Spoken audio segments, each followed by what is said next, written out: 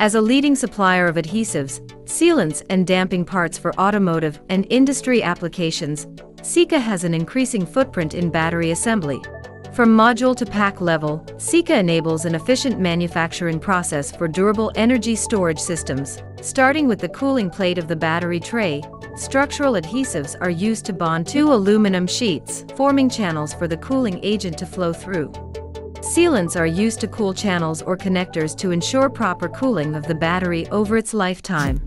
With the increase in hybrid structures, bonding is now the joining technique of choice. Sika offers different chemistries with high chemical resistance against the cooling agent for such applications. The cooling plate is then incorporated into the battery tray, where it's assembled with crash beams and module separators. The battery is a substantial part of the body and contributes to the torsional stiffness, especially for newer electrified passenger vehicles. Also, for commercial vehicles, a robust battery tray is key for long-lasting durable batteries. Sika's epoxy-based structural adhesives help manufacturers increase part stiffness and carry loads in case of a crash, whereas its semi-structural polyurethane anacrylate-based adhesives allow mixed material designs of the battery enclosure. The smallest unit in the battery is a single cell, which comes in different formats.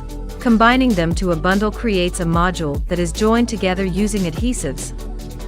During service and charging, cells generate heat, which needs to be dissipated to ensure high energy output and longevity of each cell. Sika's thermal conductive adhesives are used to join prismatic cells to the bottom plate of modules, combining high strength and heat transfer. Fire-retardant semi-structural adhesives bond lateral and top plates to the cell stack to increase the crash performance of each module and allow cell swelling over its lifetime. The assembly of modules made of cylindrical cells is similar, however the unique cell geometry needs alternative application methods. A thermal conductive adhesive is used to position the cells in a cell carrier. To protect neighboring cells from thermal runaway propagation and avoid vibration, the cavities between cylindrical cells are filled with a potting resin after they have been assembled. Sika offers a wide range of thermal conductive gap fillers and adhesives to allow for heat transfer. They have been developed with a focus on low compression and pull-out forces for a simple assembly and repair process. An outstanding ratio of thermal conductivity and density enables a high storage stability.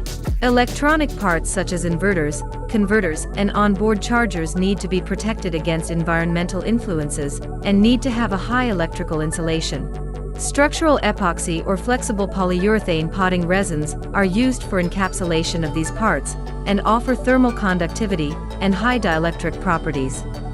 After the modules and electronic parts are assembled and connected, the battery tray is closed with a top cover. Sika's silicone, polyurethane, and STP-based sealants have been used for decades in different industries. They are applied fully automated, create a permanent bond between the top cover and tray to ensure gas and water tightness for the lifetime of the battery.